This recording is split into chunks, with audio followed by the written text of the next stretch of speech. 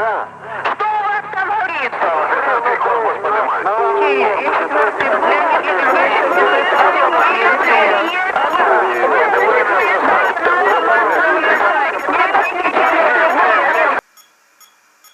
Avarie.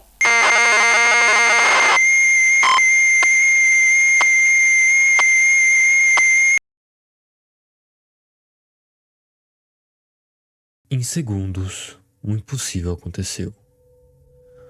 Um som metálico, um clarão azul fantasma no céu.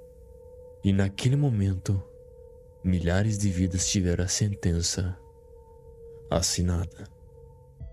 Sem ver, sem saber, sem tempo para se proteger. Esta é a noite em que Chernobyl deixou de ser uma usina e virou uma sentença silenciosa. No fim de abril de 1986, um teste rotineiro transformou tecnologia em armadilha. Em minutos, controles falharam, potência subiu descontrolada e o reator 4 rompeu. O que saiu dali não foi apenas fogo.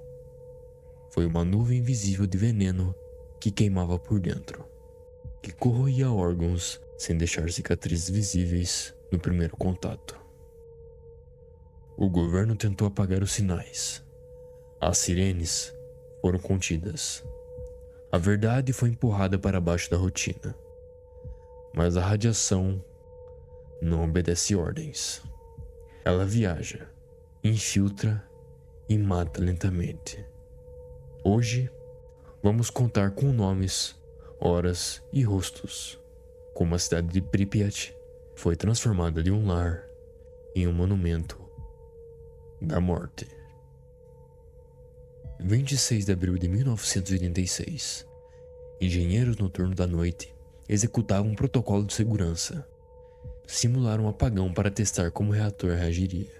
O que deveria ser um procedimento controlado virou uma sequência de decisões e falhas. Desligamentos de proteção, procedimentos fora de ordem. Reatores operando em condição instável. Primeiro, um crepitar. Depois, um estouro. Metal e concreto saíram pelo ar, como se a estrutura tivesse sido perfurada de dentro para fora. A primeira explosão abriu passagens entre salas que jamais deveriam ficar abertas. Tinha fumaça, tinha fogo e tinha algo que ninguém via. Partículas radioativas sendo sopradas para a noite. Ali, a fisão corrida expeliu energia na forma que não pode ser vista nem sentida de imediato. Quem estava próximo sentiu um calor intenso e o cheiro afiado de ozônio. Poucos minutos depois, os primeiros sintomas apareciam: náuseas, tontura, uma queimação interna que a pele não mostrava de início. Bombeiros da usina e da cidade foram os primeiros a responder, sem trajes especiais, sem máscaras adequadas. Aproximaram-se para apagar chamas visíveis, enquanto algo invisível os atravessava. A administração da usina e os canais oficiais soviéticos reagiram com a negação retórica. Dentro das primeiras horas, ordens para controlar a imprensa e minimizar relatos foram emitidas. Enquanto isso, Pripyat, cidade construída para abrigar técnicos e suas famílias, permaneceu acordada, com seus teatros e escolas cheios. A rotina seguiu. As mães preparavam o jantar, as crianças brincavam nas ruas. Ninguém anunciou a nuvem que se aproximava. Somente 36 horas depois, veio a ordem de evacuação formal. Trens e ônibus chegaram. 1001 objetos foram deixados para trás. Pães no balcão, roupas na cama, brinquedos no parquinho. Para muitos, a evacuação foi o fim do que chamavam de vida normal. Para outros, foi a abertura de uma espera cruel. Sintomas apareciam dias depois: vômitos sanguinolentos, febre alta, perda de cabelo em tufos. Ao mesmo tempo, registros médicos começaram a mostrar um aumento de casos de hemorragias internas e quedas abruptas das defesas imunológicas. A resposta exigiu sacrifício extremo, chamada liquidadores. Uma força enorme foi mobilizada. Soldados com cristos, bombeiros, mineiros convocados para cavar, cientistas e civis lançados a tarefas impossíveis. Alguns foram designados para cobrir e conter com concreto e aço. Outros entraram em áreas altamente contaminadas para remover destroços, coletar amostras e enterrar lixo radioativo. As histórias que emergiram são de uma brutalidade silenciosa. Homens que após horas ou dias entravam em colapso com febres que não cediam. Corpos que existiam ao toque e por dentro já começavam a falhar.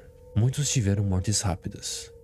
Muitos outros definharam em semanas, seus sistemas colapsando de dentro para fora. A sociedade os aplaudiu na pressa, mas por décadas muitos nomes ficaram sem memória.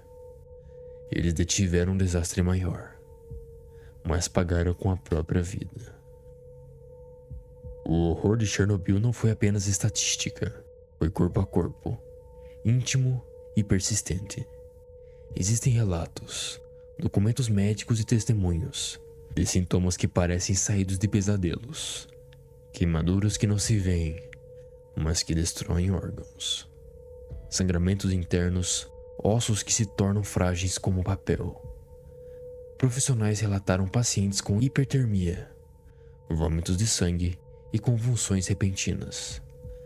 Crianças nascidas anos depois apresentaram malformações, problemas cardíacos e retardos do desenvolvimento que as famílias carregam até hoje. Animais foram afetados. Populações inteiras de espécies locais reduziram ou exibiram alterações comportamentais. Estudos posteriores encontraram mutações em plantas e insetos, e sinais persistentes no solo e na água. A contaminação entrou na cadeia alimentar, na grama, nos pequenos mamíferos, no gado que pastava nos arredores.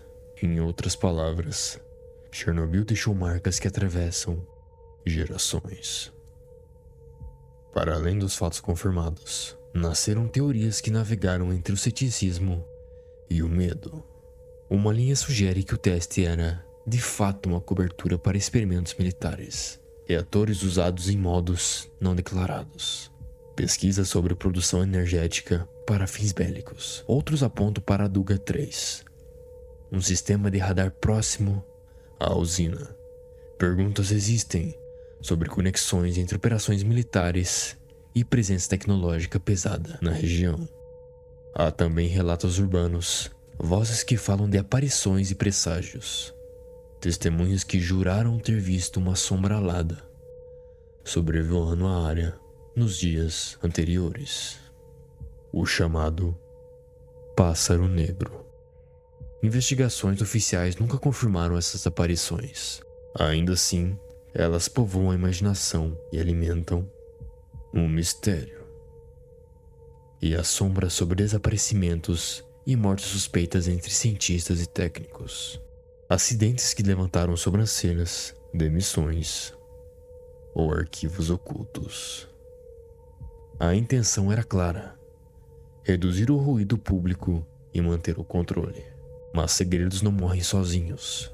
Eles se espalham em boatos, em papéis lacrados e em perguntas sem respostas. Pripyat, projetada para a prosperidade, congelou. Em 36 horas, 50.000 pessoas partiram. O que restou foi abandono instantâneo. Pianos abertos, carrinhos de bebê no corredor, mesas com refeições pela metade. A roda gigante do parque, nunca inaugurada, mostra-se enferrujada como lembrança do que deveria ser festa, e virou memorial. Andar por Pripyat é atravessar um diário aberto, escolas com quadros escritos, creches com livros abertos, tênis infantis no chão, testemunhos de despedidas sem retorno. A paisagem é tomada por silêncio, exceto pelo vento, que empurra folhas e levanta poeira com micropartículas. A natureza, paradoxalmente, ocupou o espaço. E ali, animais e plantas coexistem com resíduos que não desapareceram.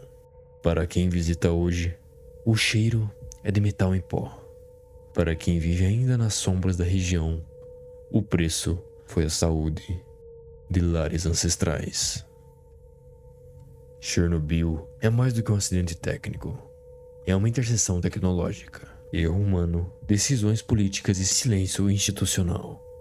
É também um monumento, não de pedra, mas de consequências que atravessam décadas. A lição é crua. Poder sem transparência pode transformar conhecimento em arma.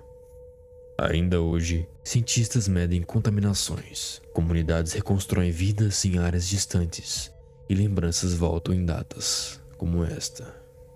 Há heroísmo escondido nas histórias dos liquidadores. Tragédias em famílias laceradas e mistério que talvez nunca se esclareçam completamente. Talvez a pergunta mais dura seja: quantos desastres futuros começariam como decisões consideradas rotineiras? Chernobyl deixou cicatrizes que ainda não fecharam. E a pergunta que fica: foi apenas erro humano? Ou havia outras mãos mexendo com aquilo que não deveriam? Se você quer que a gente investigue arquivos, testemunhas inéditas e teorias mais a fundo, comenta aqui embaixo qual linha você quer que a gente siga: o encobrimento, o Duga ou o Pássaro Negro. Inscreva-se no Arquivo Oculto e até o próximo episódio, onde a verdade, muitas vezes, é só o começo.